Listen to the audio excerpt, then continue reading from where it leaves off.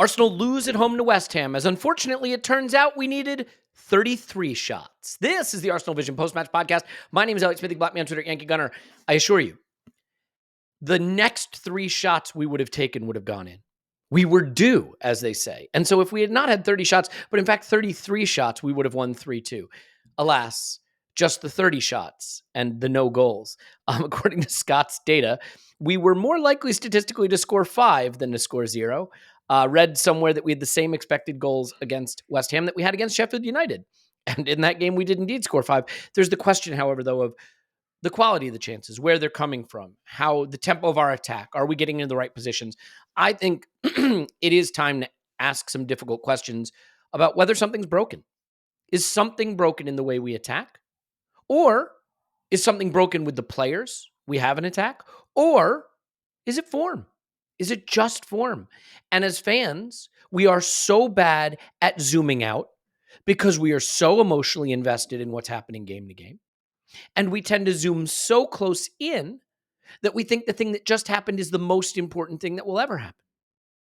And I think all of those things have merit. And so we're going to try to talk about all those things. I think there's merit to the question of how we attack. I think there's merit to the question of the quality of our attackers. I think there's merit to the question of whether it's just form. And you have to execute in both boxes. I'm going to do the pod solo. No, I'm kidding. Here with me now is Paul. You can find him on Twitter at Pause My Pants. I'll pause. Woo! And Clive, you can find him on Twitter at ClivePC. Hello, Clive. Hello. There will be a pod coming out immediately following this pod. It's a bonus pod. I talked to Daniel Friebe from the Cycling Podcast. He's written many books on cycling, one of the most well-respected cycling journalists in the world, and he has covered Ineos closely over the years, knows David Railsford closely, and I think know thine enemy, right, is a saying for a reason. We want to know what's happening at United because while it is a hilarious clown car of disaster over there now, we want to know if it will continue to be one. So much like we covered Todd Bowley's acquisition of Chelsea, we want to cover the Ineos involvement at United. And so it's an interesting 45-minute conversation about what to expect from them. And that'll be out right after this. Over on Patreon, we did an instant reaction last night. We're now doing those live and doing them on video. So that's kind of a fun little innovation we're doing. Less fun when we've lost, more fun when we win. But, it is what it is. But what we also do is we then are able to add your headline, stock rising and stock falling, into the show via the medium of video. Which is an interesting and exciting breakthrough in technology. More on this on our technology podcast later. We have Fulham at the weekend, chance to right some wrongs and go into a long Premier League break on a winning note, but a downbeat occasion yesterday. And it's going to be a effort not to throw the baby out with the bathwater analyzing this game because, frankly, it feels like the end. I saw people saying, can we finish third? And you look at it like we're ahead of City in the table. If they win their game in hand, we're level with them. We're 2 points back of Liverpool. Liverpool come to the Emirates. And the attitude is we're out of the title race. It's a very, very whipsaw kind of feeling. But I understand it too, because we've gotten used to this idea in recent years that you cannot drop points and still win a title. We will see if that remains the case. Clive, I want to start by asking you this. As you think about that game, the 3 areas that I talked about, an issue with our attack, an issue with our attackers, an issue with our form. I think most of us would agree that the attack is the locus of the problem. I realize we conceded 2 goals, and we'll come on to those goals in a minute. But as you sit here thinking about it today, do you find yourself concerned that there is something broken in the attack? We have done a lot of pods, even winning pods, where we've talked about not creating as much as we should from attacking moves. Brighton comes to mind. In this game, it really came home to roost. So how are you thinking about the issue of the attack and the challenges that we've had in attack? Systemic or maybe something less or more? There's a few things here, as always. Did we walk today? As always. Did some thinking. And the Brighton game was a game that came into my mind. And I was sitting there watching this game thinking, hey, man, this is going to be Brighton all over again. Literally, I was for the first 10, 15 minutes. Did not have 1 inch of worry in my body. And the Brighton game, Elliot, did the IR from the ground. And basically, I thought this was near perfection from an Arteta game plan, how he plays, the way we play. We probably left a goal or 2 out there. No drama when you win 2-0. The praise was coming from the roof.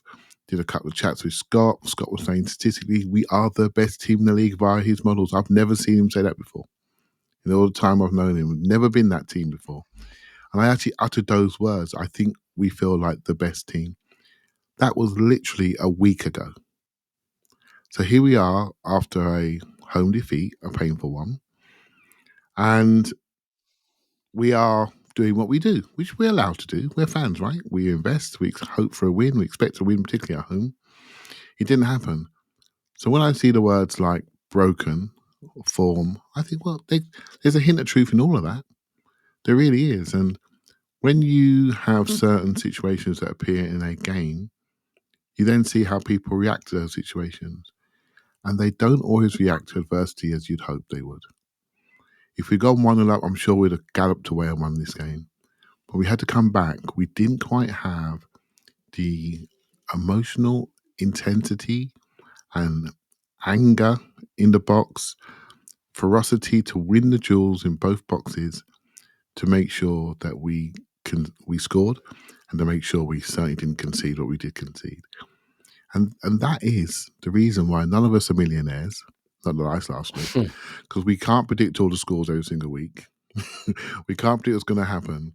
And that is the variance, Elliot, by which the football game is, right? And that's why we're absolutely obsessed and addicted to it and barely can sleep after a defeat. And difficult to explain, but we all know, we've all been here before, haven't we? Been in one of those games where it hasn't quite worked.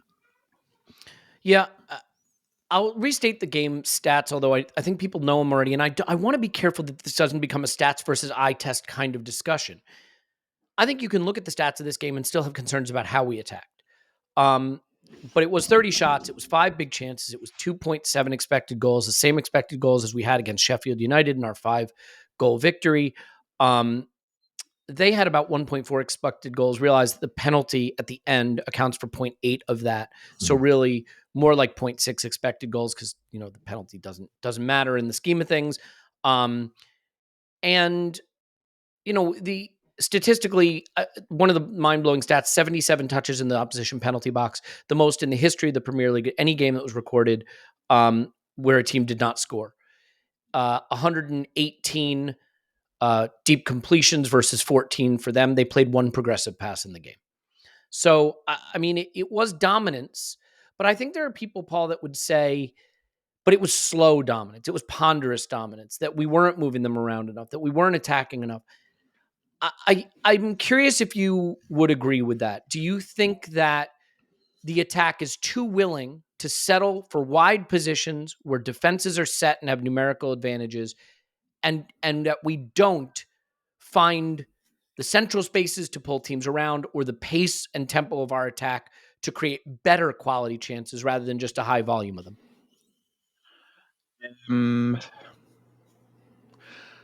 See, the thing is, I don't think for me, there isn't that much difference between the eye test and the stats. And Clive talked about how we were, I'll come back to your point in my indirect way, Elliot, but I got to set this up to kind of put my stake in the ground, which is inside their box. Look, we have a well-defined approach here, which is that I talk for 3 minutes. There's no question at the end of it. You then talk for 3 minutes, in no way related to what I've said. It's a very well-established pattern, and I don't see why we should change it. Oh, good. Okay, I am Off you answering go. your question then. The point about us just recently telling ourselves through stats, and I agree with you, Clive. I was pretty frustrated at times with my statting partner, Scott, there, in terms of when I thought we were good last year, and he kept saying, "But we're not the best team in the league." And this season, for a period recently, we haven't checked in with him for a day or two, but we were the best team in the league. What we did on the right-hand side of the pitch, go back and look at it, everybody, if you didn't think that was good. My biggest concern with this team was that players like Saka, Odegaard, Jesus weren't there, weren't clicking, weren't doing their thing, with Ben White joining in. What we did on the right-hand side of the pitch was some of the most masterful interplay that we have ever put together. It's absolutely astounding, some of the play. We lived in that right-hand corner of their box. Now, that doesn't mean I don't have frustrations. I'm sure there are people there thinking, but so what? So what if it was masterful play on the right-hand side of the pitch? We didn't manage to turn it into stuff. Well, we kind of did. We had a number of really good opportunities that were just slightly off. And they had an opportunity, which I think was out of play, that we didn't defend particularly well, and they scored from it. And then they scored halfway through the game. Sorry, halfway through the second half. And outside of that, they did almost nothing. I think our centre backs were absolutely on it for almost every aspect of this game. I think there's so many parts of this team that were working so well yesterday, but people will feel, so what? You didn't turn it into anything. You made your 2-3 big moments and you didn't put them away. And with all your smaller moments, you didn't put them away. And I do have my concerns. My concerns are the left-hand side just took so long to click. I do think it came into the game a bit. But I probably wouldn't have started Martinelli. I would have played my other left winger because he's a little bit out of it at the moment. But we don't have another left winger. So I have my concerns. I have my concerns in the fact that we can't freshen things up from the sides. I have my concerns that the bench was 3 guys from the academy that we haven't trusted for a while. There are concerns from this game. But my biggest concern until recently was that we didn't seem to be able to play at the level that we have played at our best at times last year. Now we can do it all over the pitch. We have a defense and a midfield that's ahead of last year, and our attack from the right hand side, and it's always been from the right side, is hitting those levels and more. I think they're more synchronous than ever before. Now, there's plenty to say to your point about the speed at which we switch it, attacking through the middle and attacking through the left. I don't think through the middle is our problem. And as I said in the IR, this was the classic game for Havertz as the left eight, coming in, picking up those clipped crosses from the right or the swung crosses from Saka. This was absolutely his game, and this is the price of his cheeky little yellows when he tugs a shirt in a game. He's basically about a game short of skipping his automatic suspension. We needed a Kai Havertz on that left post. I think there is absolutely truth to that. But I think we have a fundamental attacking problem this season. I've watched every game like everybody else. I think and it's not just a finishing problem. I think we blow too many good, dangerous attacking moves where we don't even get a shot out of those attacking moves. And I do think that there's some structural. I think it's a bit of the three. I think there's some structural problems with our attack. I think there's some talent issues with our players, and I think there's some form issues. I think it's a little from column A, B, and C. There was a stat in this game that I think is interesting, by the way. We attempted 21 take-ons and completed 4. When you look at Manchester City and Liverpool, one of the things you have to do against a low block sometimes, you have to beat a first man so another man has to come out of his position, and that creates chaos. On the season, we average about 40% take-on success. Last night, we were under 20%. They defended really well in the 1v1s and the 2v1s, really well.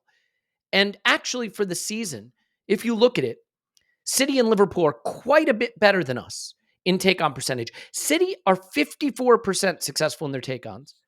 Liverpool 42%. We're 40%. But last night, well below our best taking them on. And I do think when you have such a compact defense, someone's got to win. That's how you create space. Someone has to win. I also think you have to switch the point of attack quicker. I think you have to go look at what does City and Liverpool do really well. I think they go central to go wide. I think we're too comfortable going wide early. But here is a bit of a scary stat for me on the season that I think is worth noting. You guys, this is pretty wild. We have 11 set piece goals. We have 18 open play goals this season. That's fewer than Chelsea, Wolves, Forest, Fulham, Bournemouth, West Ham. Obviously, Spurs, Newcastle, Villa, Liverpool, Brighton, and City. That's not a lot. That's not a lot of open play goals. We don't have a lot of open play XG. Now, set piece goals count. In fact, they're the best, I think, identifier of coaching because right? That's where your coaching is emphasized in your player execution. But Clive, I do want to come on to the incidents, but before we get into the incidents, I want to ask you about player performance. I already gave you the dribble stats. We know that Saka missed 2 big chances in this game. We know that Jesus missed 2 big chances. Martinelli missed a big chance. I thought Trossard was wasteful in his moments. I think there are people that would tell you if we had Salah or Haaland, we'd be top by miles. These are young players. They're still developing, not Jesus so much, but certainly our wide players. I think Andrew said on the Arscast that we're 12 games without Saka scoring a goal, something like that. Or it's 1 goal in 12 games from Saka. Actually, fewer than Martinelli in that period. So is there a concern here that we maybe don't have the firepower we'd like to believe we have in this young attacking group? And that it does need to be reinforced for us to get where we want to go? I think we may need some reinforcement. I think we've all sort of guessed that for a while.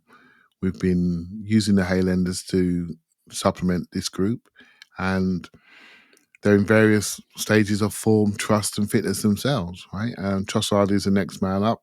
He seems to be better off the bench than he does from the start. And Havertz, we were assimilated into the team. Funny enough, he probably convinced more people last night that he's part of our team than any other night, and he didn't actually play, right? Because we can see the game state suited him perfectly.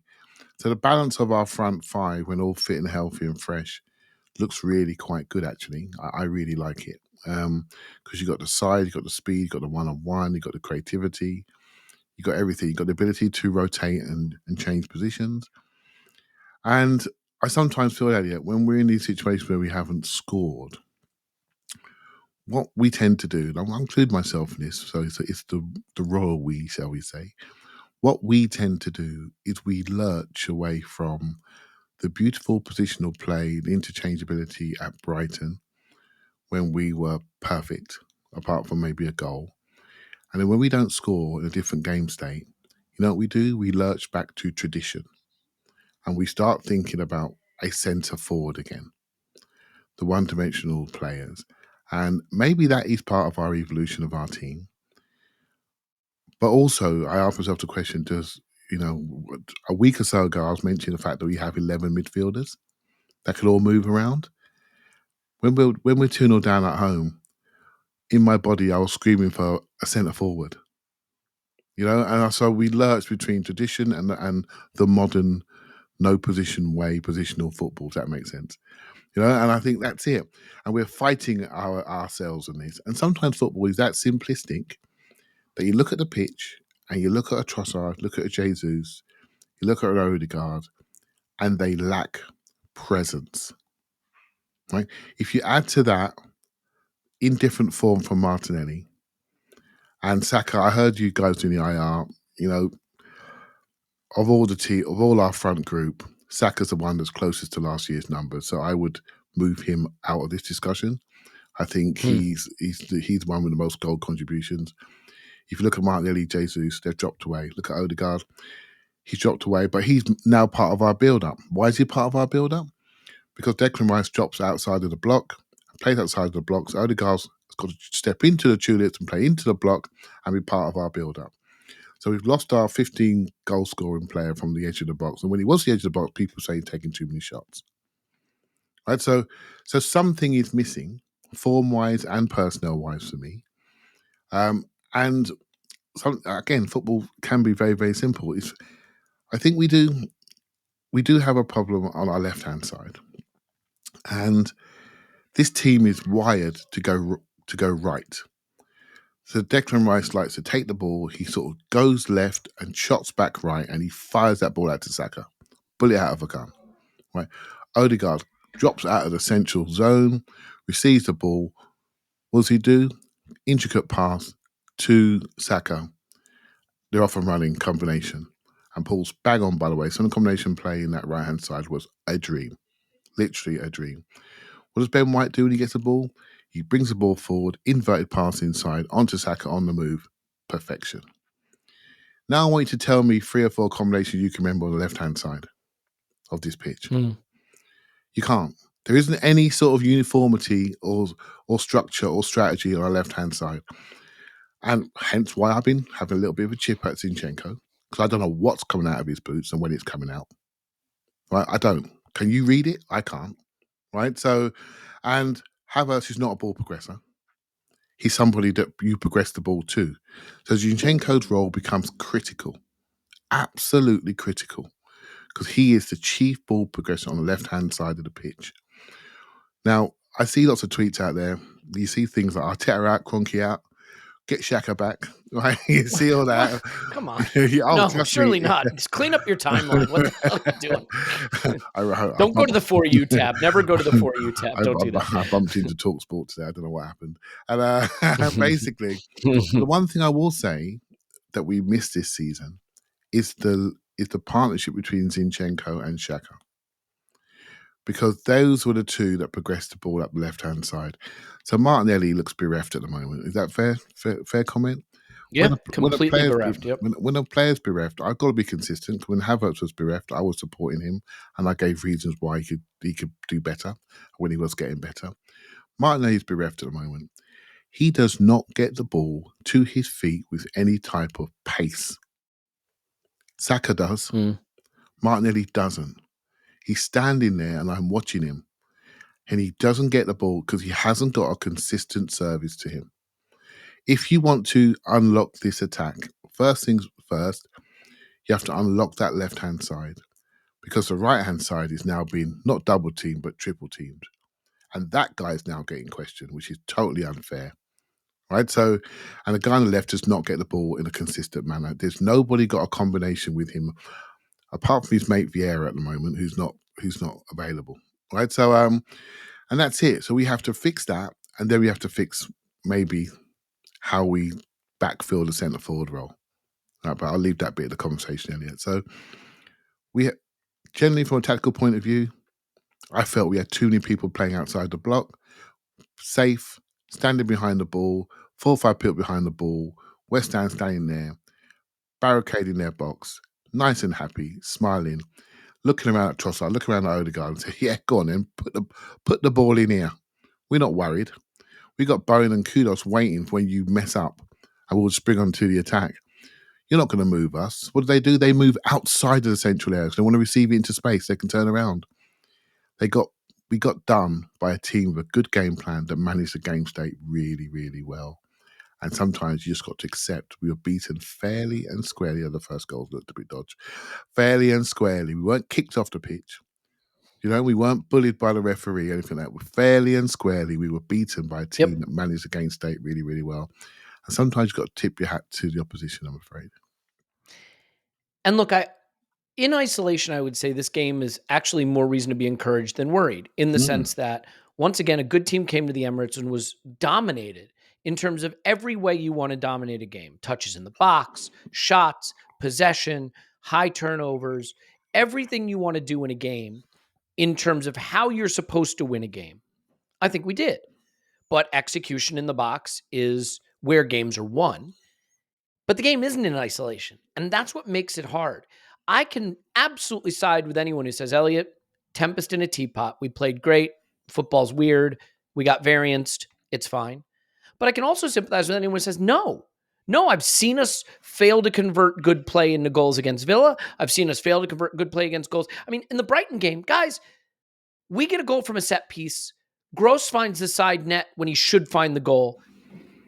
Or we could be talking about the Brighton game the way we talked about the West Ham game. Mm-hmm. And it is, a deflection off a face in the City game, and it is a hair's breadth of an offside against United, and it is a header in the 99th minute or 97th minute against Luton.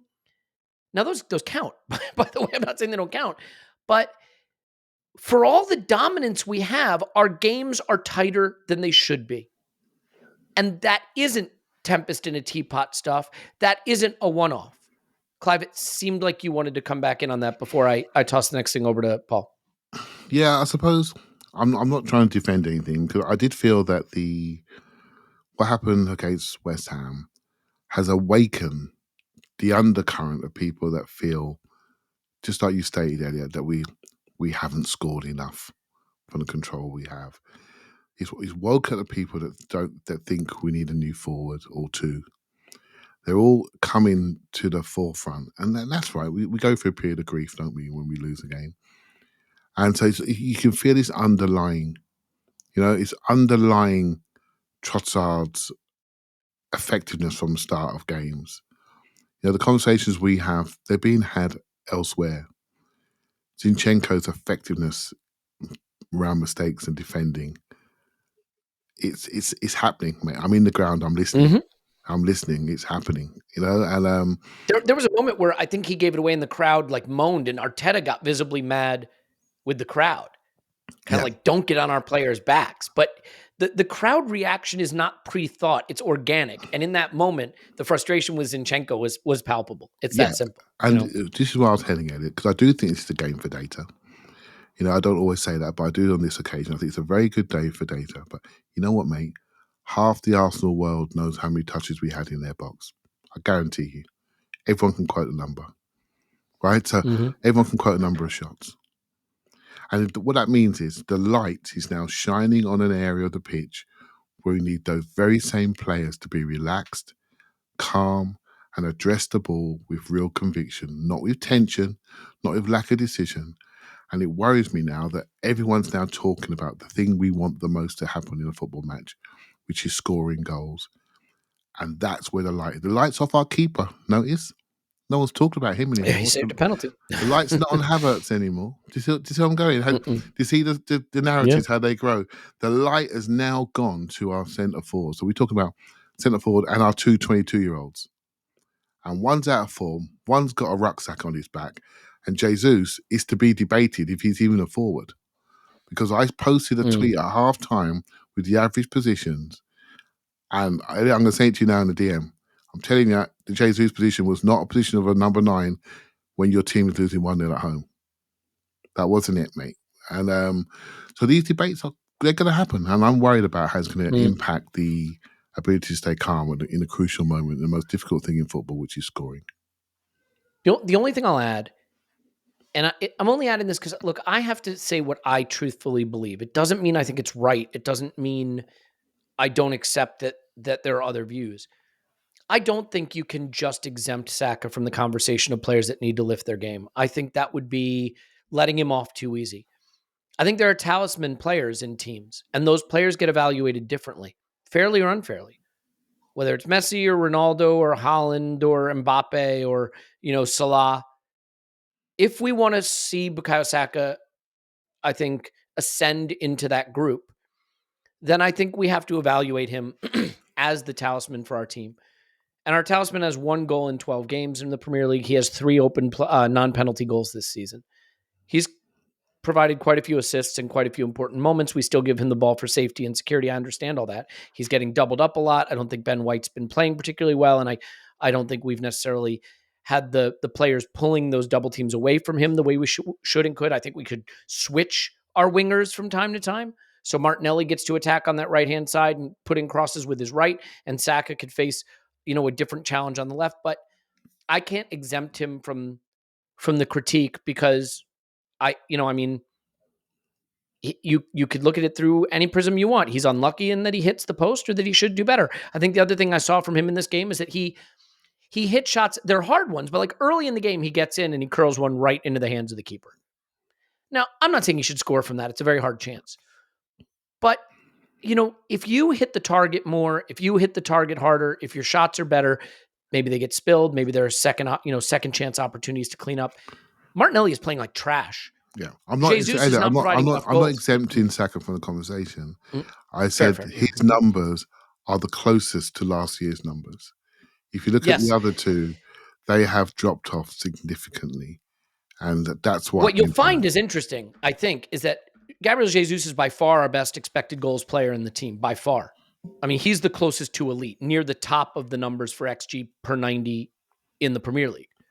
The problem with Jesus has always been the same. He doesn't finish at the level he should. So, and my point wasn't to put the boot into Saka. It's simply to say my expectations for him are through the roof, and so I think he has to carry some of the weight of this with the whole front line, which is underperforming. Paul, I do want to go through the incidents just briefly for a moment, though, because we're talking about a game, not just a meta conversation. I want to talk about the Zinchenko thing because their goal to me.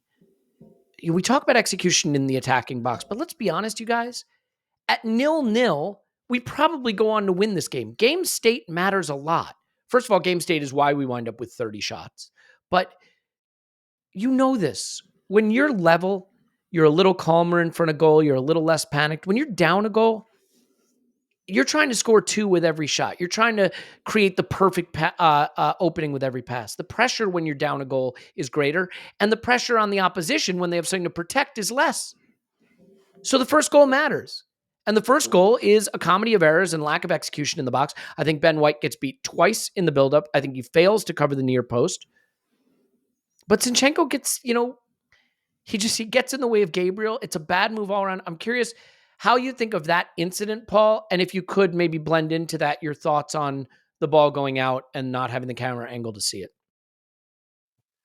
Well, I'll jump to that quickly. It's not a goal because it should be disallowed. So that bit's easy. I agree with that, by the way. I what's weird to me is the image they used for VAR to say it was in. There is another image where the ball is less in. So I don't want to make it too much about VAR because we conspired to give them a goal.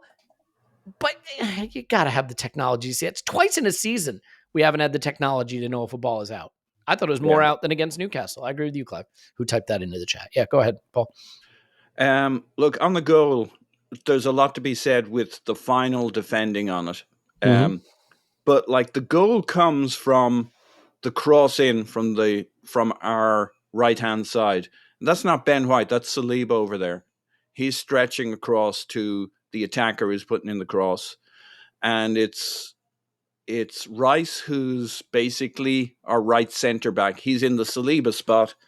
Like they should have scored off that initial ball in with Bowen in front of goal. That's really where all the chaos comes from. That the ball goes somehow. I never saw a good angle on it, but the ball somehow goes past Bowen's foot. But at that point, he has the goal at his mercy if he can get a foot on the end of that. If that goes in, I'm like, it's the simplest goal to analyze in the world.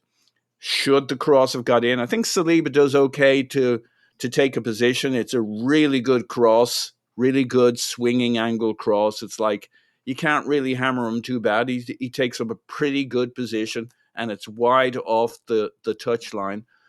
But that right centre back thing, this thing where Rice drops in as a centre back, I think if he actually played as a centre back all the time, he'd be good. But in this one, he's kind of slack. Nobody picks up Bowen running into the box. He's about as wide open as you can be. And then it's like, is the ball out of play? The ball's bouncing around.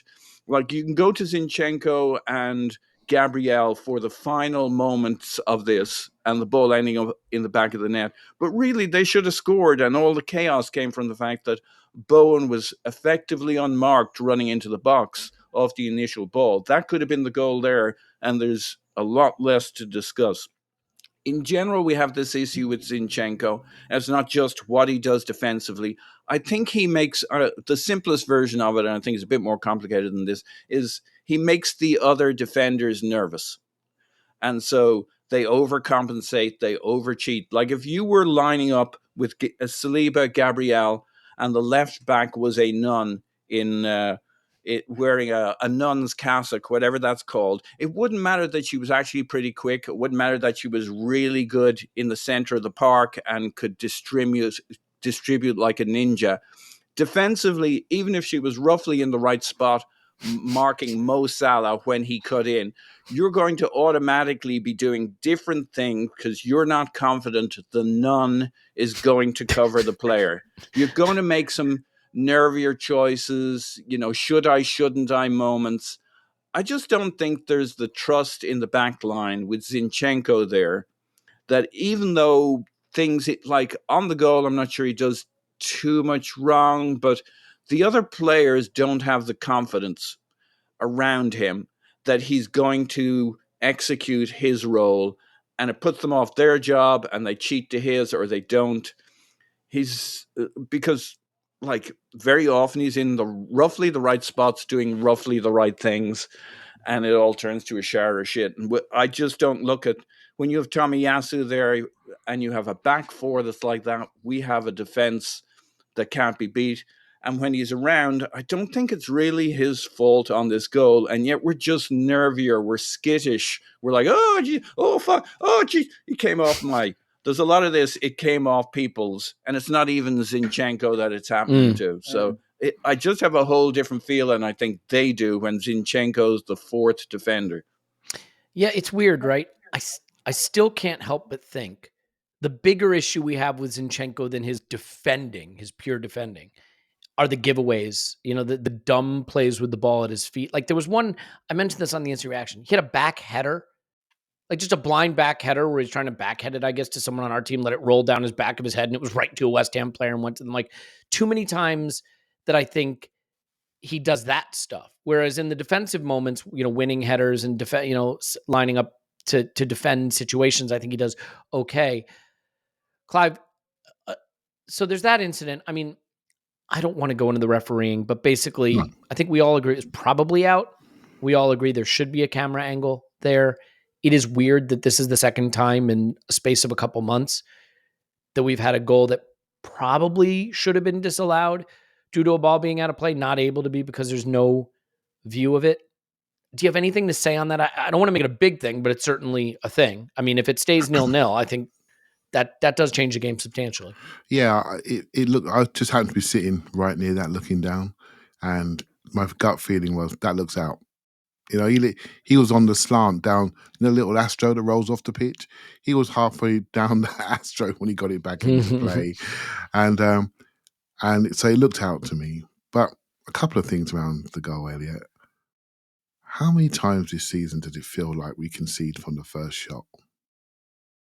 It feels like that every time. Much. It feels like every time. And people don't do much. They get into our box and bang, chinny Arsenal give you the first goal. It feels like that. Just seen an Albino tweet just come out. Arsenal conceded 15 or 8 goals from the last 15 shots. That's not great, is it? So no. That's not great. So that brings up some worries in us because we've seen that before. The first shot they've scored changes our afternoon. If you add to that the fact it's another touchline decision, which brings back the Newcastle stuff, which again, I think Arteta was misread. My thoughts about that. This is all about technology, not about the people. And the technology's come back to hit us again. And what could he say? I knew it was going to be a goal. You know what I knew it was going to be a goal in the ground? Michael Oliver went up to Odegaard and he spoke to him calmly and quietly. And I knew he was saying, we can't see it. We're going to have to give it. And that's crap. Because the problem is, the linesman, it's very hard for him to see it through the net and around Zinchenko. He can't see it with any conviction. So what's he going to do? He's going to give the goal because he knows it's going to be checked. Well, it can't be checked. We're in this virtuous circle of doom. And we know what's coming. And it just hurt. They didn't do anything. One move. And they get such a huge, they get their game they wanted. They get it. And they just squeeze in. And I've got to say, they were very good at it. Mate, they didn't even care if we were in their box. They made their box, their own personal penalty box, smaller. And just blocked the shots. And it's very hard to take, although well executed. It's hard to take, and I think it hurt us. But you know what, Elliot? Another thing I noticed, when the goal was given, there was no anger from us. There was no uproar. And that just tells me we were flat. We were flat as a team. I don't know if you saw the Man City handball in the week, from Onana. Handball. Did you see their players? Did you see them all go crazy? I mean, literally all of them. Rightfully so. Yeah, and they went crazy on it. But they were so engaged. We were engaged with that at Newcastle. We've been flattened out a little bit. We've been flattened. And there's a picture going around at the moment online with our players that are out injured. And it's starting to feel like we're missing a bit of energy and power from that injured group. We missed the injured and suspended group, shall we say. We missed them. And I just feel we're looking a little bit jaded. And that may be some of the issues around execution. A lot of that is timing. Timing. I guess. I know it's been there all season. I'm prepared to give him a pass a little bit on this one. And I bet you Arteta will, going back to the data discussion, Arteta will be generally pleased about how we played in this game. Because look, I mean, sorry, go ahead. no, the numbers are saying this is unbelievable. I was just going to read some quotes out from him. I mean, you look what we've done in the game, how much we generated in the game, and to see the results is very disappointing, but they were better than us in both boxes, which I agree. They had 2 shots with the penalty 3. We had 30. I don't know how many touches in the box, how many situations, how many open goals to score, and we haven't. In football, you have to do that better if you want to win, and today we haven't won because of that. And for the rest, the team kept trying and had an incredible attitude again. On missing chances is interesting. It is what it is. We have to try to generate. If we don't score goals in 30 shots, we have to do 50 or 60 to try to score. It's the only thing. I cannot imagine a game that you have more dominance, more touches in the box, less situations of the opponents against a really good West Ham side. But today, it wasn't enough to win the game. On whether he's frustrated from losing after dominating the stats. It is, but this is football. When the team generates that much, normally you're going to win games, and that's the way we've done it. Because as well against Brighton, we generate so much. Against Liverpool as well. Not so sure about that. But we score goals in different ways, and we have to make another step in that area to win the game more comfortably for sure, because today the team deserves to win the game, and there's no question about that. I think what makes this a hard conversation goes back to what I said initially, which is, in my view, there is no question that you could simply write this off as one of those days in football. If I didn't feel that there were a lot of one of those days that we've been having. When I tell you that we have 5 penalties and 11 set piece goals, and from open play goals, we're below teams like Forest and Bournemouth and you look at and Wolves, I don't think you can chalk that off to just this was one of those days. That's fair. And so it is fair if you want to say it's the players not being really the high level elite final third players you need to win titles. I have some sympathy for that. If you want to say it's form, I have some sympathy for that. And if you want to say it's a little bit of tactics, a little bit of, can we create more transitions? Can we overlap more? Or do we sacrifice attack for control? That's a thing that's being discussed a lot. I want to talk about that. I also want to talk about the players that played well and where this goes and what that means. But we have to do one critical thing first. And I think you all know what that thing is. We need to talk about increasing the talent level. It's one of the critical conversations. And I think if we're going to talk about that, and we're going to be serious in talking about that, then we know that starts with Indeed, the hiring platform that lets you attract, interview, and hire all in one place. With Indeed's Instant Match, over 80% of employers get quality candidates the moment they sponsor a job post, according to Indeed data. Indeed doesn't just help you hire faster. 93% of employers agree. That's a lot of agreement. Can't find that kind of agreement in politics and sports. I mean, go on Arsenal Twitter or Arsenal in anything and type something in and see if you can get 93% agreement. Maybe Spurs are shit. You can get that. 93% of employers agree Indeed delivers the highest quality matches compared to other job sites, according to a recent Indeed survey. I mean, I look at it. Why would you go on 40 job sites? Go on one. It's that simple. Join more than 3.5 million businesses worldwide that use Indeed to hire great talent fast. And listeners of this show will get a $75 sponsored job credit to get your jobs more visibility at Indeed.com/Blue Wire. Just go to Indeed.com/Blue Wire right now to support our show by saying you heard about it on this. Support the show. Say, I heard about it on the ArsenalVision podcast. Indeed.com/Blue Wire. Terms and conditions apply. You need to hire? ? You need Indeed! ! Clive. Is that enough of that? Indeed. Nailed it. Can we stop for a minute before we go throwing the baby out with the bathwater?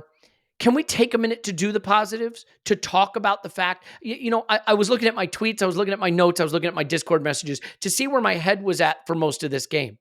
And it's pretty funny because right before their goal, I tweeted, we play some fantastic dominating football, don't we? And then they scored. And Paul, I'll start with you on this. I think we are so desperate for a title and so worried that any slip up means we won't win the title that we are at risk of missing just how phenomenal we are at a lot of the important stuff in football. Most teams don't have 75% possession. Most teams don't get 30 shots. Most teams don't generate 2.7 XG. Most teams don't restrict the opposition to next to nothing. Granted, we conspired to kick it into our own net, so set that aside for a moment. If I'm Mikel Arteta, I'm begging for reinforcements in January, and the reason I'm begging for it is I'm saying, I've done what I can do. Arsenal Football Club plays the most dominant football in the league, I need my players to finish it off in the right way. And I'm not sure I have enough to do that. Can we at least celebrate Martin Odegaard dripping quality on the ball, Declan Rice controlling the middle of the park, our ability, Saliba and Gabriel, who are just so fantastic at recovering and progressing it. In so much of what we would have wanted Arsenal to do, if you go back 3-4 seasons ago, when we were watching Liverpool and City with envy, this was the football we wanted to play. It's the finishing stuff that isn't there, and we need to work on that. But do you want to maybe just speak for a moment on the degree to which our football is executing at a very high level at a lot of the core elements you need to do to win football matches? Yeah, look, our defense and our midfield has been, I'm talking about our deeper areas of our midfield, which coincide with Declan Rice, have been an absolute rock this season in a way I don't remember in living memory. Our centre backs, that pairing with Rice, is just phenomenal. When White is fit and firing, and he finally, I think, is back to that level again. um, it's just an absolutely phenomenal back line. And we need we need Zinchenko, but we also need Tomiyasu or Timber in that lineup so that we have the horse for the course at different times. That's an absolutely tremendous unit. I think you've got to take, when you read off your stats about this season and how we're performing and, goals versus expected goals, etc., and the contributions. I think you got, for me anyway, here's how I look at it. We haven't been very good attacking until very recently. Now, there might be those for whom that's a jarring sentence, in that they're like, but we're still not, so what? We're still not producing in terms of attack. But you can see the attack now. You can see the brilliance of our build-up play, of our creative forces, because we finally have Jesus, Saka, Odegaard, White, fit, firing. And I know there's the so what question. You still got to put the ball in the net. But the attack has arrived. Unfortunately, Martinelli shagged. And what he needed was to be rested for a game and freshen up and bring in the other player that plays instead of him. And we don't have him. And when we want something a bit different from Jesus after 60 minutes, because we tried the Jesus thing and it almost worked, but it didn't quite, so we bring in the other guy, we don't have him. And when we want the tall guy to come in for the back post from the curlers from the right-hand side, we don't have him. But that isn't the same as we're not playing some brilliant football with those players from the right-hand side. That isn't the same as saying our football hasn't finally shown up like it did for some of its best phases of last season. We're almost there. We're really almost there. We're very unlucky in this game. And it's so results oriented. We've had bad wins where we got one goal fluky, or we didn't play that well, but we got a goal towards the end of the game. And we walk out in that, we're like, the narratives kick in. Oh, you're a great team if you play shit and you still win. You know that narrative? That's the sign of a champion. And here we are. I've never understood that. I think you're a great team if you play well. That's usually the best indicator that you're a great team.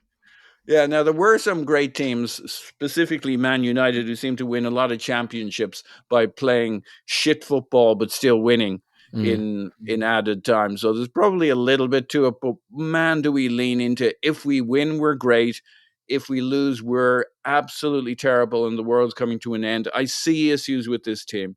My primary issues are we need more options.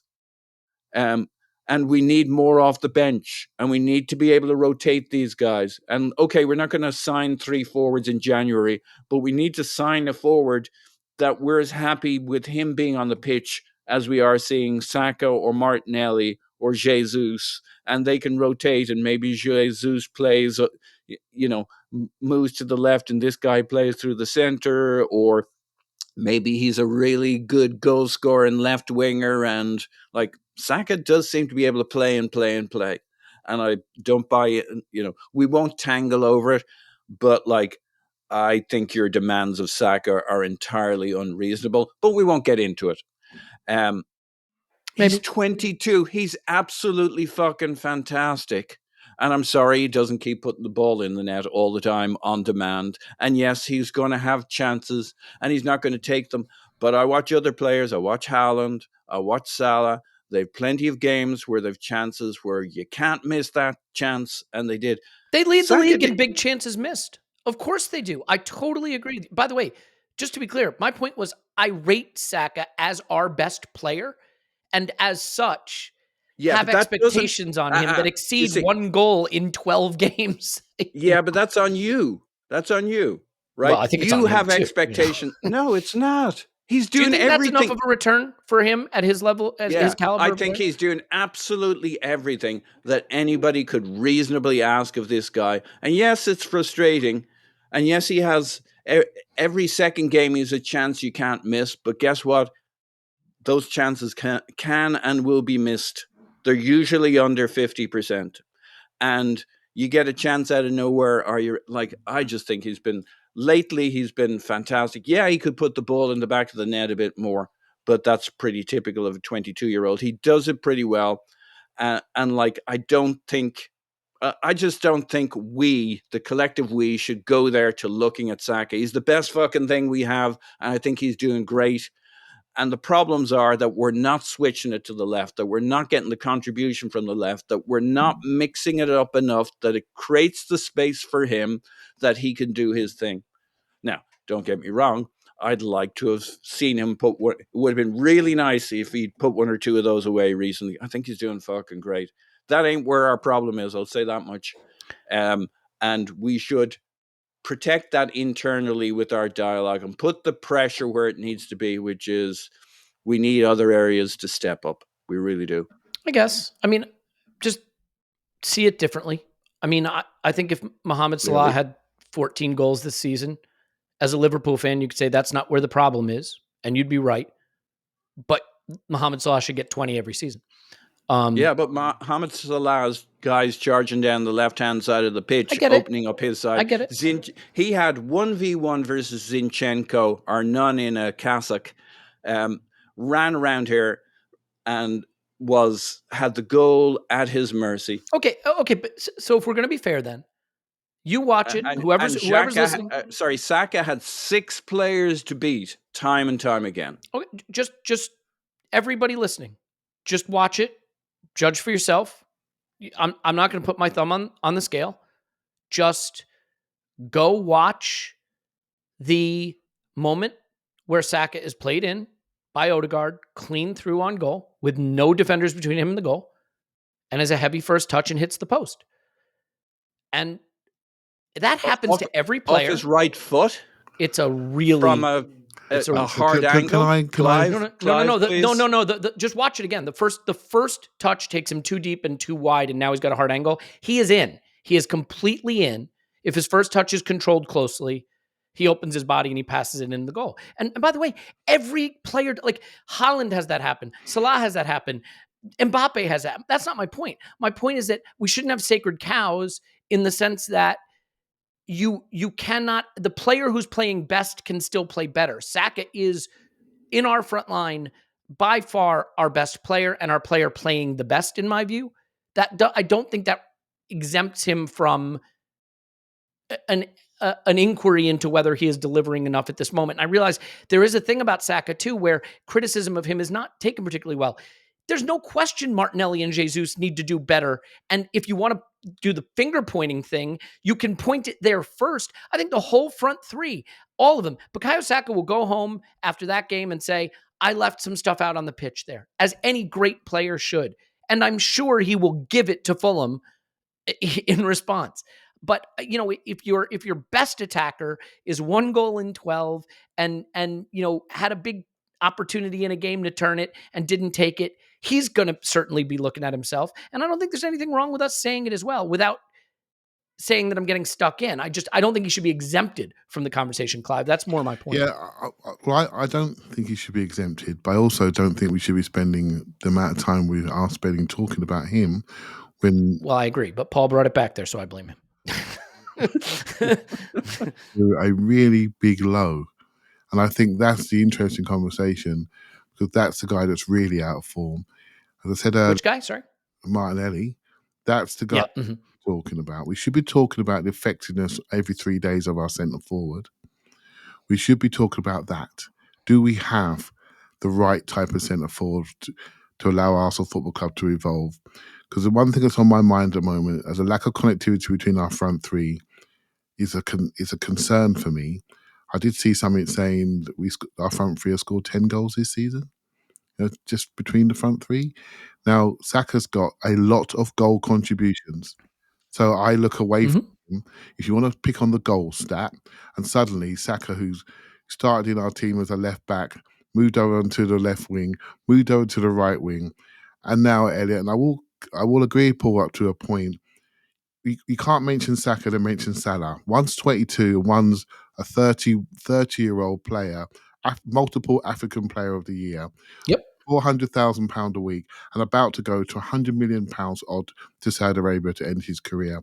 They're at two, and he's won the European Cup, the league. They're at two different parts of their career. The fact we have that expectation on this 22-year-old may have the question for us and the club. That's what we got to ask ourselves. And by the way, I should put both of them. I've long worried about the two 22-year-olds on our wing because everyone knows how talented they are, and everyone's targeting them. And then the light shines to everybody else. And I look at the people in that interior.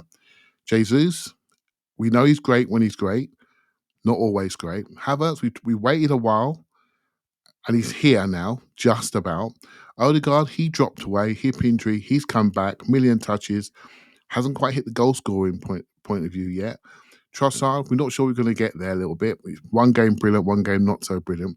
There's no certainty there, and so. But I almost want to lay away from the guy that's got the most certainty. Do you see what I mean? There are. It's all about priorities.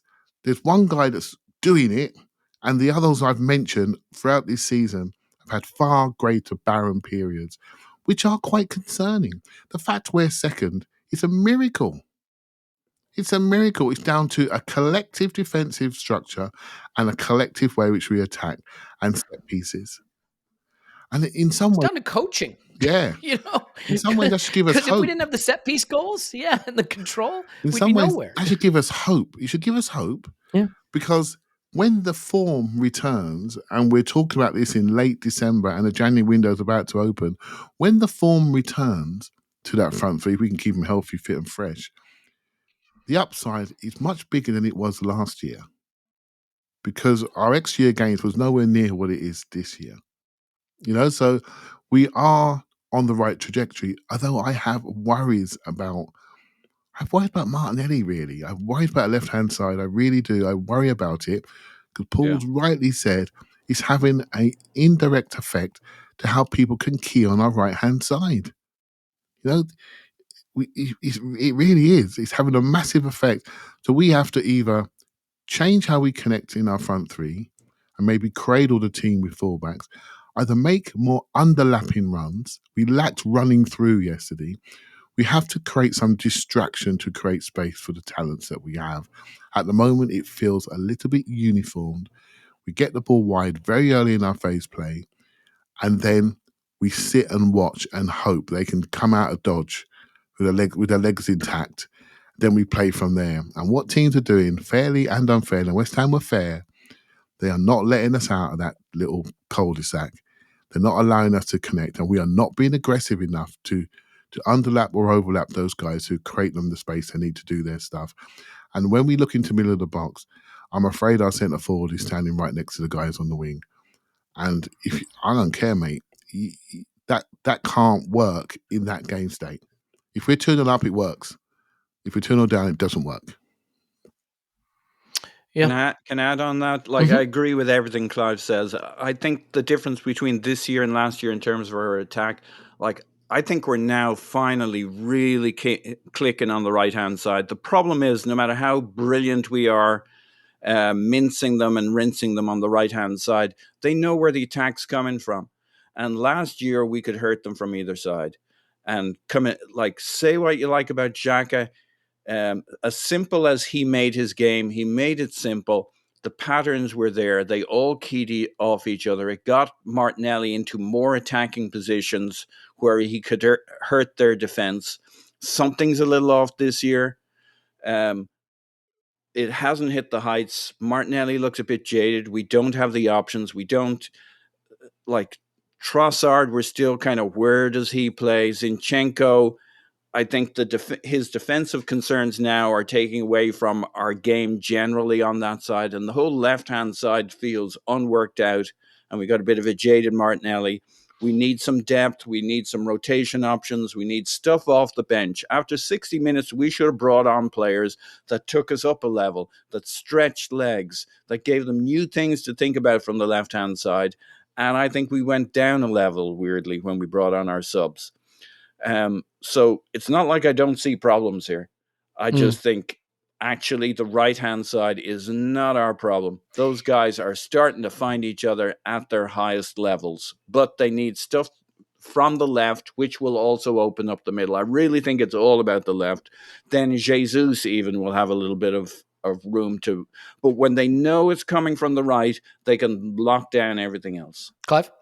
Yeah, again, on my walk, I was thinking and listening to different podcasts. Sometimes you listen to other teams, it's quite good to see your own team. And what's happening maybe in football, see what you guys think. We have a first 11 mentality, we want to get our best players on the pitch. You know, Brighton was perfect. A few games later, it doesn't feel so perfect anymore. But we've been analysed well. I wonder now, is football becoming a bit more transient, not systemically or principle-wise, but selection-wise, a bit more transient. I see that Brighton did like a back four diamond and almost like a front six, and they rinsed Spurs to pieces. He changed his system for that day because he's been looked at. They're almost 2-2 build-up down the centre was looked at. So they went into wide areas quicker, make sure they control the transitions, make sure they press Spurs because Spurs wanted to progress out the back, and they changed what they do. People have looked at us, the laptop boys have looked at us, and they see where our talent is. We have to change what we do. When Man City came to Emirates last year with Bernardo Silva as left back for the first half, our eyes were wide thinking we were going to rip them. They made a change at half-time and Bay lost the game for the rest of the season and won the treble. They found their balance. I still feel we are to find our balance that works in the games that matters. And to go through this is all part of the rhythm of a season and the evolution of our team that we need to see. And I've had some comments about certain players recently, and people try to defend them. That's their right. But let's see. Let's see what happens in the evolution of our team on the left-hand side, because we've changed there and other things need to change to protect the talents which we have got in the 200 club that are world-class potential.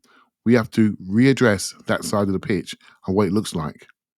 You know, and even that means Partey coming back in when he's fit, Declan Rice being more of a player in that role, how we connect that side. I don't care what it is, but it will change because this won't continue. Because if we can sit here with our hoodies on talking about the lack of balance in our left hand right, don't you think the guys at Arsenal are not thinking the same thing? I guarantee they are. I guarantee it. Ball progression, fitting that ball in, underlaps, overlaps, getting around, running through, distracting people, making sure you can't key on people for too long because we're getting keyed on in these wide areas in particular.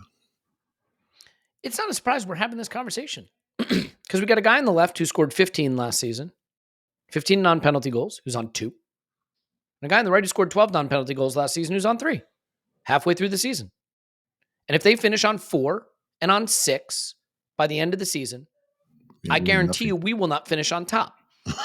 So you're right there, my son. Like you're absolutely right. That math is pretty easy. And maybe it is. When I laid out those 3 pillars, you know, maybe it's talent, maybe it's tactics, maybe it's form. Maybe it is just form. It is the most unsatisfying, deeply unsatisfying answer when a fan base is mad, when a fan base is worried. Go in the market, get someone better. The players are no good. You know, whatever it is. What's deeply unsatisfying is to just tell someone it's not going for us in front of goal right now. It's not going for us. And it will. Because, first of all, you don't know if it will. You only know what's gone before. You don't know what will come after. And form just feels too much like it's chance. Unfortunately, with football's so heavily involved in chance because it's so low scoring.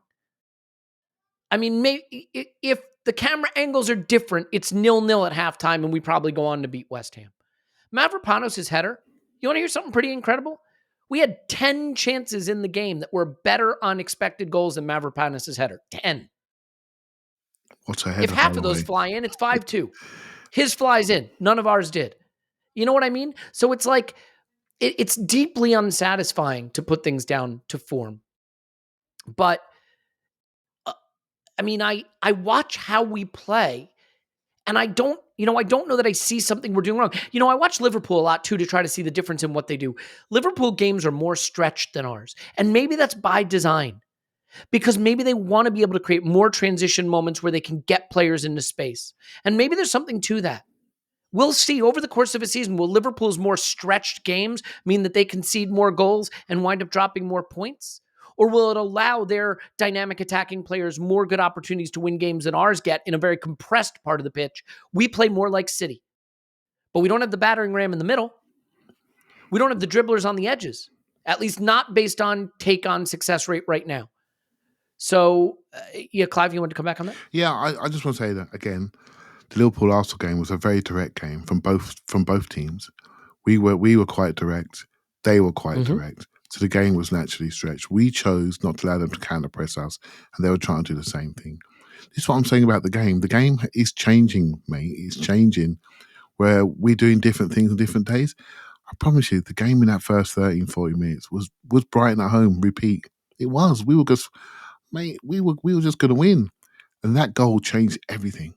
It changed the whole day, and it created a game that we didn't have the tools for on this day to solve. Now, I kept saying to you in the IR, Elliot, I kept saying, we didn't have a solution. I never felt that before for a long time. We didn't have a solution on this day to beat that team once they were keyed in emotionally to protect that result. We didn't have the solution. Maybe a block shot could have flown off a shin into the top corner and we're off and running. Do you know what I mean? But it didn't happen. The block shots came back past us, and it didn't happen. It's very difficult to accept that they had their day, but I have to hold my hands up and say the underlyings are telling us this day is around. It's been around the corner, and maybe some of our set piece excellence and our defensive excellence have covered over the cracks of the fact that offensively our numbers are down. Yeah, and here's what's hard, right? I've seen some people say, well, we're Potter's Brighton. Potter's Brighton routinely dominated games, but routinely underperformed their expected goals. And the argument is something along the lines of it's slow build up, or it allows defenses to get set and you don't get as good shots. And I understand the argument. Here's the problem. You can't ignore that last season, this Arsenal scored the most goals it's ever scored with one of the highest XG over performances recorded since you can go back and look at those stats. So it's the same team. I don't know that it's tactical, but I'll at least throw that over to you, Paul, to see if you think, is there a tactical component to this that you can see where you might say, I think tactically there's something we're doing that's leading to us getting lower value shots or easier to block shots or not putting players in the right position? Is there a tactical tweak you'd like to see? Not a personnel tweak, but a tactical tweak. I think our left-hand side, our patterns aren't worked out. You just don't feel it clicks. Like Martinelli, you want him on the left wing with chalk on his boots at a certain point in the move, and then you want to see him getting into dangerous positions with a little space on the edge of the box. You want Havertz arriving into the box, sweeping in, getting on the end of balls that are bouncing around. And I just don't think we've worked out that left-hand side. We've had too much. We've been waiting for Godot on that side, for somebody to show up and play with personality and define that area. I'm just going to do a spoiler on waiting for Godot. Godot never arrives. Just spoilers. Okay. Waiting for Havo. And he's finally started to kick in a bit. But it's only very recently that we've started to see things on that side of the pitch that we like. Now, if a team like West Ham, who can defend the box as well as they can, know that the threat's all going to come from one side, no matter how good those patterns are on our right-hand side, and we play with a false nine, so you're not going to have a stand-up centre forward in the middle, no matter how good he is, and I think He did everything we could have asked of him yesterday, apart from put the ball in the net. But you can say that about everybody who had a shot in front of goal. We got to sort out that left-hand side, and we got to have options. So, like, Martinelli can't play the Premier League, even if he comes back to form tomorrow. He can't play all the Premier League games.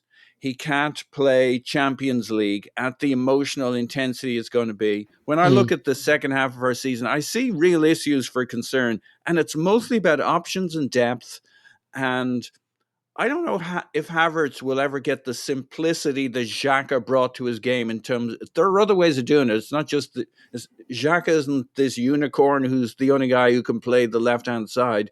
What he showed was how a good player who was very intelligent about the job, could create the patterns that gets Martinelli inside at times. He would push out. He'd make that diagonal run out to the left wing. You'd see it time and time again, and it was simple. And we had a way of building on the left-hand side, and that there were times when we'd be like, oh, look, all the attackers coming down the left-hand side. Our right-hand side didn't play so much in this game. And so, I think we've taken some big steps up from earlier in the year. When we talk about the numbers for this season, I think that's wrong, because I look at our attack and I suddenly see 2/3 of it is really fucking good. Okay, need more ball in the net stuff, but that will come. 1/3 of it, not so good on the left-hand side. We've got so much that has clicked into place in the last, 3, 4, 5 games where I recognized 2/3 of our attack, and I didn't earlier in the season. It was all kind of, I'm trusting it's going to come. It really should come. We got our back line. We got the center. We've lost a little bit off the back line because it's always Zinchenko, and I don't think we've the same level of confidence in our defending at the moment. So we've lost a little there. But to me, it's all about, I don't know if Havertz is really the guy to develop those patterns, but he has to be. That's our bet for this year. So they got to work out the Xhaka thing. Havertz finding his own way of building those patterns so that Martinelli can mix it up and isn't always 1v2. Yeah. I wonder if there's also just a real commitment to control that sometimes doesn't allow games to get stretched enough for us to take advantage of a talent advantage. And one thing I wanted to touch on with that, Clive, is the subs. I don't think the subs were particularly good in this game. Nelson, who I think has given us some great sub appearances, I don't think this was among them. But I was disappointed Smith Rowe didn't come on sooner. Now, I realize he's just back, and we're projecting what we think a Smith Rowe could be, whereas Mikel probably knows a lot more clearly what a Smith Rowe could be.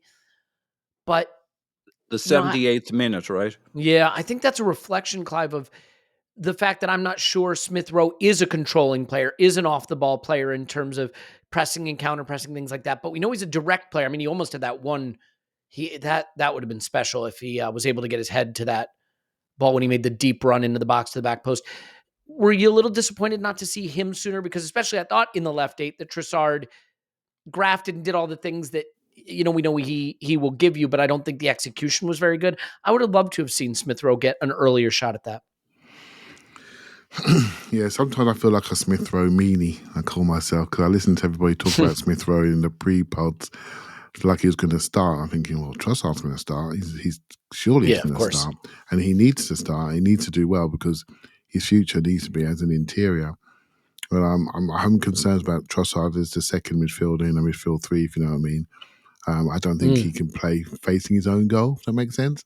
From a defensive point of view, I think he can get bounced off the ball. He doesn't run back and duel. So we missed the dueling ability. I'm not saying that was massive in this game, but it was enough to create the things you want to see, Elliot, which is mini transitions. You do that by winning your tackles, and then once you got broken play, you can do your thing. So we missed that, and Havertz has provided that a lot this season. That dueling ability. So, yeah, on Smith Rowe, he certainly looks better. To the eye. He looks fitter, slimmer, leaner, and he's definitely got himself out of McDonald's, that's for sure. And he's doing the right things, how he's living. And he made that run, and that tells you the kid's intelligent. He'd watched this game, And all this game, not say all this game needed, it needed that direct running. It really did. And it was like the light shone and, oh, there you go. It didn't quite get there. But then what happened it's what happens to us, Elliot. And I haven't done a full rewatch yet, but I felt people were comfortable outside of the block. He then dropped behind the play and stopped running through. If you can tell me anything else he did after that moment, I can't think of anything that jumps into my mind. Right? Nothing. So, To be fair. and it's very difficult because West Ham took the spaces away. So when you have a crushed set of players in a small game, you don't want to stand in the tulips, mate. You stand outside. That's exactly what they wanted. So you have to time it and run through the block. You have to run through it over underlap, overlap. You have to run through, and we missed our direct runners. And Havertz is a direct runner, and Smith Rowe's another one. If I'm honest with you, even though he's a bit more of a memory, let's be honest. Let's be honest with this. No question. But he has the attributes to do that. Ben White was definitely protecting the counter. Rice protecting the counter. Saliba protecting the counter. Gabriel protecting the counter. Odegaard dropping deep. Too many people behind the ball. You can't affect the areas you want to affect. And by the way, while I'm saying all this, we still had 30 shots. Do you see what I mean? It's like, it's a very difficult one. It is a difficult one.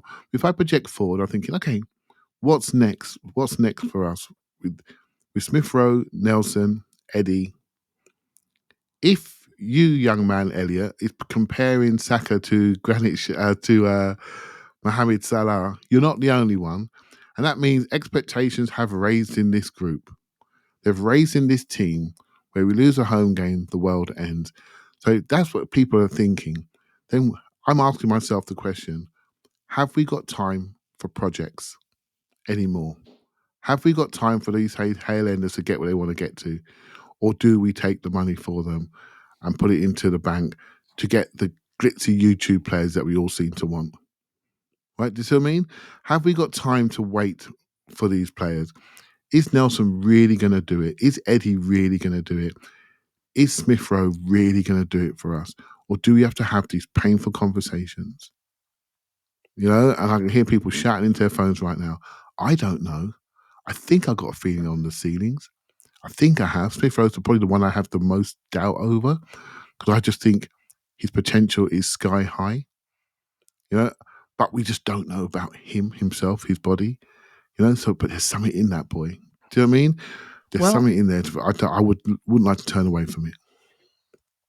And you look at the two teams that we're competing with for the title, and let's be honest, if this were a couple seasons ago where all our aspirations were to get back in the top 4, I would have killed for performances like this. By the way, if you offer me this performance again in every game we have remaining this season, take it or leave it, I'd take it before you finished offering. You have to at least be humble enough to acknowledge that this game played 10 times this way is an Arsenal win 9 of them, and we live in the world where it's a West Ham win in the 1. I don't want to hand wave the issues, but I also do not want to suggest that a 30-shot, high XG performance where we had a big chance go off the woodwork and another big chance missed and a goal that they're scored that was probably out of play gets ruled in and suddenly we stink, because that's not the case. But I do think a team that is lower mid-table in open play XG and open play goals scored and has a little bit of a clown shoe situation at left back at times and isn't finishing their chances. So it's like I've been trying to say this whole pod, and it's the hardest dance to do after a loss, not throwing the baby out with the bathwater, but acknowledging there are some systemic issues here. But if you look at the two teams we're up against for the title, City can lose Haaland and bring in Alvarez, and they can lose Foden and bring in Grealish, and Liverpool have Nunez and Jota and Diaz and Salah and Gakpo. We do not have the firepower those teams have. And you look at what we opted to do this summer, and we went for Declan Rice, and we went for Kai Havertz, and we went for Timber. And all of those are good players, and I'm glad we have all of them. But we kept Eddie and Nelson. We re-signed Eddie a couple seasons ago. We re-signed Nelson this summer. We kept Emil Smith Rowe. And I don't think there's any evidence that any of those guys at this point, Smith Rowe may be an open question still, are going to have enough to push us over the line to the big, big things we want to achieve. And we find ourselves in January saying we need to strengthen the attack when we made some very clear choices about sticking with what we had. And so, Paul, I think we have two important questions that we have to finish on. Let's do the summer thing first, then we'll do the Fulham thing next. January, I mean. Are you in the camp that an attacking reinforcement must arrive in January to ensure that we don't fall short as a direct result of a failure to not only, finish enough moves, but have enough firepower to get the goals? Because we're bemoaning Martinelli's form, which is dreadful. And I've been a little critical of Saka and maybe a bit of Jesus, but I'll tell you this much. God forbid any of them weren't available. So is it a must that we get more firepower in January? Yeah, like the front three are so clear, and like who's second to Martinelli? I guess Trossard. Yeah, but like you just go, oh shit, and it's not because you don't think Trossard is a good player. It's He's just not like that player. Yeah. He's not that player. He's not really left it. We won't go into the Trossard story. There's a conversation around that. He's obviously a very talented player. There are times we have loved him, but what he is not is a Martinelli substitute. And I know you brought up the topic a couple of times, and I agree with it in one sense, which is, hey, why don't we swap our wingers from time to time in a game? And I think there's a place for that, swapping Martinelli and Saka. Thing is, I don't think we'll ever swap Saka with anybody, because that's how we build our play. And like it or don't like it, that's how Mikel Arteta. If you like Arteta ball most of the time, that is Arteta ball. What Saka does on the right hand side with Odegaard, with Ben White, is how we build our attacks 99 times out of 100. He's never going to swap him to the left-hand side, even though I'm with you. I like the idea of our wingers swapping, giving them different looks. It'll happen once or twice occasionally in a game, but that is not going to be a tactic. It's always going to be our Saka from the right. So your rotations, your movements are going to be Jesus, and we've seen that very often, kind of dropping into that left 8 pocket. That's where you'll get some interchange, which is fine and great and dandy. Martinelli, Jesus, those interchanges in game, creating spaces for you. And we saw it in this game where Martinelli would be central and Jesus would be out on the left wing. That's your rotations if you're looking for rotations and movement. The problem we have is, for a game and a half at least, Martinelli has looked a bit jaded.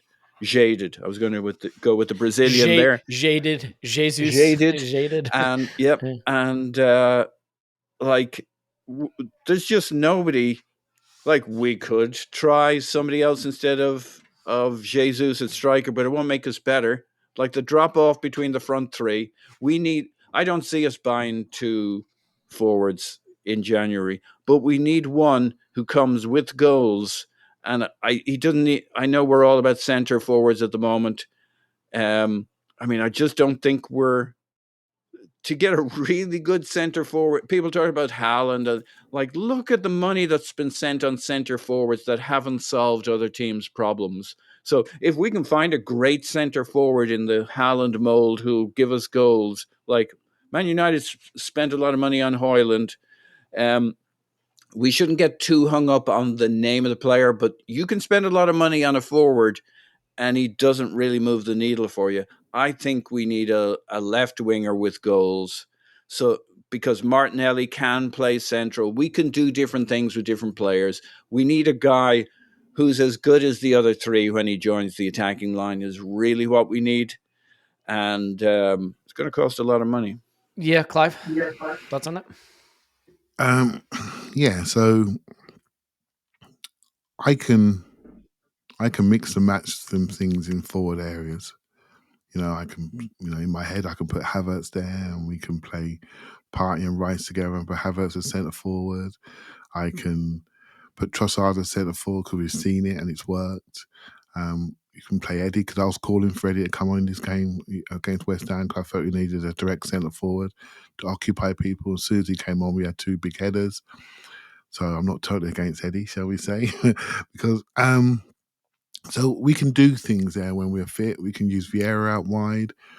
But I tell you what we can't do at this current moment in time is replace William Saliba or Gabriel properly if we lose them. if we lose them, we have no replacements. Then we're leaning into, we talk about Trossard and Havertz as centre forward. Well, the gap between Jesus, Trossard and Havertz as centre forward is a lot smaller than moving Ben White inside and playing Cedric at right back. That's a problem for us, right? Or going from Gabriel to Kivior, that's not as big a problem if Saliba's there, but I hear because the way we played out as a left sider, shall we say, that the central centre back, we haven't got the replacement for him. I haven't seen him in the club, and it's a problem because a lot of our game is so Saliba centric, and so from a risk perspective, the biggest risk is in our back line on pure numbers right now. The day after we get nilled to West Ham, trust me, man, I want 2-3 forwards to come in. I want to see Osimhen, I want to see Pedro Neto to come in, and I want all the Highlanders sold at maximum prices and my FFP just to look perfect, because that's what we all go through, right? And I also want a house in Barbados. Do you know what I mean? And that's fine. That's a grief we're going through. But let's talk about it from a business perspective, from a risk perspective. Arsenal need to be in the Champions League. 100 million quid in our bin. We need another centre. We need another defender, a right-footed defender that's dominant, that can play inside and out. That's what this club needs, primarily as a number one buy in January. What I would like is what Paul alluded to. Another white man that's really, really quick, could probably play both sides. And we are basically, I'm asking myself, does the evolution of Arsenal Football Club, the team we are, need a different type of dominant centre forward to maybe wake up some of the parts that are not quite at the same level they were last season? Probably yes. When? I'm not too sure when. And I think Jesus is criminally underrated, and I can still say that he's not the center forward for every moment in every game. But the thing that you have in Jesus that's unique is he can step outside and be our best wide player in a game. He has that ability. And because he has that ability, you can go get more of a target man, battering ram type player. And I think with the amount of low blocks we face, a guy who will just win first balls and, win balls so that we can get second balls. And suddenly you have Kai Havertz and Ivan Toney, for example, in the box. When Saka puts in an in-swinger, when Odegaard puts in an in-swinger, when Jesus beats a man outside and floats it to the back post, you really do create a different challenge for teams. Maybe as a result, then, they're not able to be as fixated on Saka out wide, and that solves some of those problems. I know people don't think Ivan Toney is the guy. I wouldn't turn my nose up at it because we're not trying to win a title next season. We're trying to win a title this season. And before people say, well, that's already gone, which is the ridiculous kind of shit that you hear after a loss. We play Fulham next. We could put 5 past Fulham and be saying, remember, guy, do you remember you were laughing at me because we started the season saying, what? When's the attack going to click? It hasn't clicked. When's it going to click? And then we had a couple games there where it clicked. And Clive would come on the pod and laugh and be like, have we clicked yet, Elliot? And now we're back saying, oh, it's not clicking. Well, it could click against Fulham. And Liverpool could get held by Newcastle. And we can literally be top of the table on New Year's again. And the City game in hand is at Newcastle. So we need them to have a bit of a resurgence in the next 2 weeks is what I'm saying. Final thing here, Clive, I'll stay with you just for a second. I think a lot of people are going to want to see changes against Fulham. And this is where I struggle. I think the hardest thing for a manager is to hold your nerve. If you think you have the right players out there and you think you played the game the right way and you think you dominated in the way you want to dominate, you cannot let the crowd push you off your spot. I'm going to say a really unpopular thing, aside from Kai for Trossard, I wouldn't change it. I'd keep Martinelli out there. And I know he's playing like trash, but we're not getting anywhere if he doesn't figure it out. So I'd play the same team, but with Kai for Trossard. I know a lot of people think that's just banging your head against the wall some more. Should Mikel stick or twist? Elliot, I agree with you 100%. We have to work. We have to work through this. We have to work through Hang on, I'm this. time stamping it. 1 second. Yeah. Well, Okay, I started the podcast talking about Brighton. How long ago was that? I was so pleased with it. And that was only the other day. And so we have to work through it, right? We just have to work through it. And if I can sit there and support Havertz, I can definitely support Martinelli to work through this. And we all have to, because he's the future of our club, right? One of the key players, generational players, who's a little bit low, and he'll come back. And we just got to work through it. I think the assimilation of Declan Rice into our team and the way he plays and the direction which he likes to play is something for us to think about and coach through. He likes to go right.